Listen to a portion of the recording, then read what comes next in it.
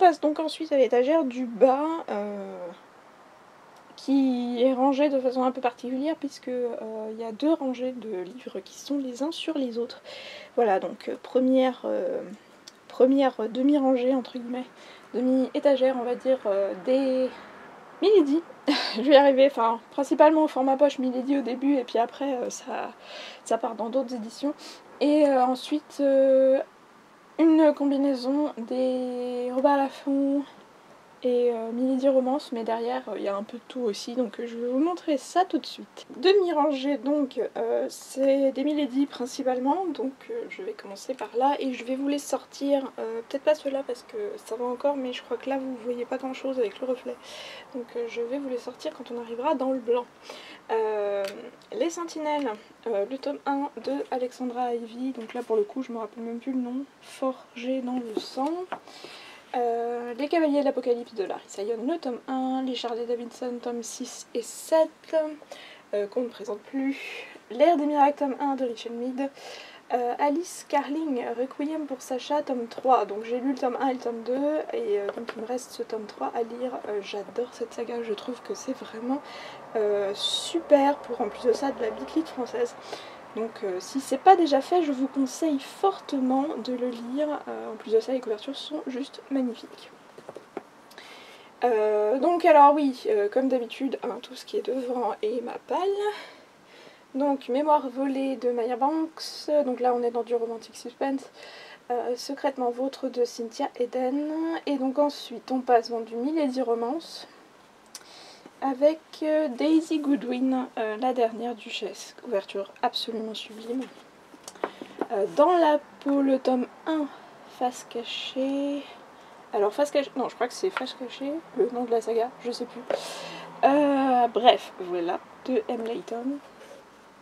Oui, c'est Face cachée le nom de la saga et c'est dans la peau le nom du tome 1. Voilà. Paula Quinn, donc la saga Héritier des Highlands, le charmeur. Je vais pas réussir à tous les remettre, bref, je ferai ça plus tard. Nouveau départ de Roxane Snowpeck, voilà. Opération Cendrillon de Hoptar, aussi avec une super couverture. Rose Soie de Camille Adler, juste sublime. Et ensuite un petit livre qui m'avait été offert par Elena, Petit éloge de la gentillesse aux éditions J'ai lu, voilà. Et ensuite je vais bouger pour qu'on puisse voir la suite. Ensuite, donc on a Orgueil et Préjugés de Jane Austen, voilà, avec une super couverture toujours. Je me demande pourquoi est-ce que je continue à le dire, puisque Milady Romance ça paraît logique. Ils nous font vraiment des trucs sublimes. Nicolas Doherty, ici seulement. Le Duc mis à nu, le premier tome de la saga Noblesse oblige, pardon. Parce que c'était nous de Mairi McFarlane, voilà. Marie est soumise de Elisabeth Moss, le tome 1 de la saga Autant des Tudors, pardon. Cendrillon relooké, donc le tome 2 de la saga Conte de filles, je vous avais montré tout à l'heure Opération Cendrillon, donc de Hoptar.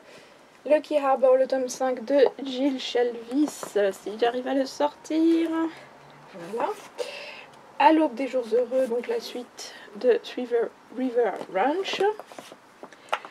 À une condition de Roxane... Je vais y arriver. À une condition de Roxane Snowpeck, et donc encore River Ranch, le tome 3, je vais y arriver. Le Ravisseur, le tome 2, il me semble, de la saga Héritier des Highlands. Et ensuite, donc on a fini avec les Milady. Et là, c'est un peu une compilation de pas mal de trucs. Fanny Flagg, beignet de tomates vertes, aux éditions J'ai lu, qui m'a gentiment été offert par Fiona de Pretty Books. Graham et Simpson, comment trouver la femme idéale, ou le théorème du homard. Donc voilà, c'est le tome 1 du grand format que vous avez vu précédemment. Demain est un autre jour de Laurie Nelson Spillman, voilà. Les 2 premiers tomes des Étoiles de Noshead, voilà. Et ensuite, qu'est-ce qu'on a? Les Anges aquatiques, donc c'est un thriller aux éditions Point. Expo 56 de Jonathan Coe. et Jamais de sans toi de Jojo Moyes, et je ne sais pas pourquoi ce seul Milady est mis par ici tout seul. Voilà. On est reparti un peu plus en bas cette fois-ci avec les grands formats, toujours de la même deuxième étagère. Principalement donc la collection R et ensuite vous verrez. Donc là c'est les livres qu'il me reste à lire hein, comme d'habitude puisque c'est la rangée frontale. Donc Cat Clark perdu et retrouvé, Les cœurs brisés le tome 1. D'ailleurs je rechigne encore à le lire parce que voilà, vu les avis qu'il y a eu pas mal sur la blogosphère qui étaient assez négatifs, on va dire que voilà, et puis surtout qu'il n'est pas super petit hein.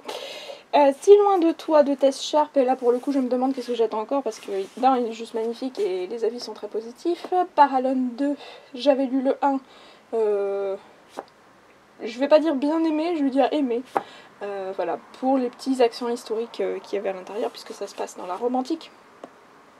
Mais c'est peut-être un peu trop fantastique, donc bref. Voilà, il me reste à lire le tome 2. Addict de John Ryan, il faudrait peut-être que je le lise vu que le film va sortir bientôt.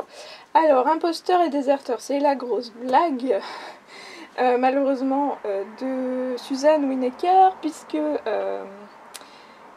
j'ai toujours pas lu donc les 2 premiers tomes, et de toute façon il n'y aura jamais le 3e, puisque l'auteur a fait un communiqué il y a quelques mois pour dire que finalement, elle en avait marre d'écrire du young adulte et qu'elle allait écrire de la romance pour adultes. Voilà. Ce qui est franchement très sympathique pour ses lecteurs, je trouve. Manque de respect total pour sa communauté, c'est pas grave, surtout que écrire un tome pour finir sa saga, ça aurait été pas compliqué je pense. Bref. La mer infinie de Rick Yancey, juste comme d'habitude, une magnifique couverture avec cette saga, et en plus de ça, le contenu est génial. Il me reste donc à lire le tome 2, je ne sais pas pourquoi je ne l'ai pas encore lu celui-là. Cat Clark Revanche. Donc du coup, oui, Cat Clark, j'en ai jamais encore lu, et ne me tapez pas, puisque je sais que c'est très bien. Le Prince d'été de Alaya Don Johnson, voilà. Caleb, donc les 3 tomes, que je n'ai pas encore lu. J'ai lu des romans adultes, des thrillers adultes de Ingrid Desjours, donc alias Myra Lundir, mais je n'ai pas encore lu sa saga Caleb. Et je vais le faire très bientôt parce que voilà. Et ensuite, on a la symphonie des abysses de Karina Rosenfeld. Voilà. Donc on a bouclé pour les Robert Laffont, et je vous emmène tout de suite pour voir ce qu'il y a de l'autre côté. Et donc de l'autre côté, j'ai mis des livres qui sont à peu près du même format pour que ça tienne, pour que je puisse par-dessus mettre les poches, qui sont donc des grands formats de chez Milady Romance, voilà. Donc on a le tome 2 et le tome 3 de M. Layton entre mes mains et corps et âme. Donc vous avez vu que j'avais le tome 1 en version poche. La dernière lettre de son amant de Jojo Moyes, Une semaine avec lui, 2 mois sans elle, 3 secrets entre nous, donc les 3 tomes de la saga de Monica Murphy, sachant que j'ai le 4e, mais il n'y a plus de place pour le mettre, donc il est rangé ailleurs et vous verrez tout à l'heure. Près de toi, de Jay Redmarsky, donc c'est le tome 2 de Loin de tout. Et ensuite la balade des Lucioles, donc j'ai revendu le 1 parce que je l'ai lu et que voilà, sans plus. Je sais pas, j'avais trouvé ça un peu vulgaire, un peu... L'histoire était belle, mais peut-être un peu trop vulgaire, voilà. Donc du coup j'avais lu le 1 et je l'avais revendu par la suite, donc il me reste à lire la suite. Un fil de Rainbow Rowell, couverture vraiment bof que je trouve... Enfin, ils auraient peut-être dû garder les couvertures un peu plus graphiques du VO. Et Fangirl, non, je n'ai toujours pas lu Fangirl, shame on me. Vous allez découvrir les Dirty Little Secrets de Myriam aujourd'hui dans cette vidéo, et vous allez découvrir que je n'ai pas lu certains gros livres emblématiques, et ce serait marrant d'ailleurs de faire une vidéo là-dessus, tous ces livres que je n'ai pas lus. Rangée du fond cette fois-ci au-dessus, puisque voilà, c'est toujours pareil, hein, comme d'habitude dans la rangée du fond, vous avez les grands formats qui sont mis normalement, et vous avez au-dessus une autre demi-rangée que j'ai essayé de faire avec un carton qui tient le tout, voilà. On fait comme on peut, hein, clairement, on fait comme on peut. Donc ici vous avez, on recommence donc avec les Milady que j'ai lues cette fois-ci. Donc Requiem pour Sacha de Alice Carling et le tome 2 de Requiem pour Sacha et je ne sais même plus les titres. Bref, c'est pas grave, tome 1 et tome 2 de la saga Requiem pour Sacha de Alice Carling. Ensuite on a les 3 tomes de Cuchiel de Jacqueline Carey que je n'ai pas lu par contre, mais je les avais stockés chez moi parce qu'on m'a dit que c'était vraiment très très bon. Et voilà, je sais pas pourquoi ça m'attire et donc ils prennent une place précieuse dans mes bibliothèques, donc ils ont intérêt à le valoir. Ensuite, on a pas mal de romans de romantique suspense des éditions Milady, Milady Romance. Donc ceux-là je les ai pas lus. Je crois pas que je les ai lus. Si, celui-là j'ai dû le lire. Si, je l'ai lu. KGI, le tome 1 de Maya Banks, que j'avais moyennement aimé en fait. Donc oui, c'est tous les autres en fait de la saga KGI de Maya Banks que j'ai gardé parce que je me suis dit que peut-être j'allais aimer. Parce qu'on a fait tellement tout un fatras sur cette saga que bon voilà, mais clairement c'est pas forcément dans mes priorités de les lire tout de suite, donc voilà. Et ensuite on a Cynthia Eden, Mortellement Vôtre, donc la saga Létale, le tome 1 et donc le tome 2 ici Ardemment Vôtre. Ensuite on a Douce Nuit, là c'est pour le coup c'est Milady Romance. C'est un recueil de nouvelles qu'ils avaient édité et que je vous avais présenté dans la Christmas Read List de 2014. Si vous êtes intéressés, allez voir, que j'avais bien aimé. Et ensuite on a un Beatlit de chez Milady, Meg Corbin le tome 1 de Anne Bishop. Tout le monde n'arrête pas de dire de très très bon sur cette saga.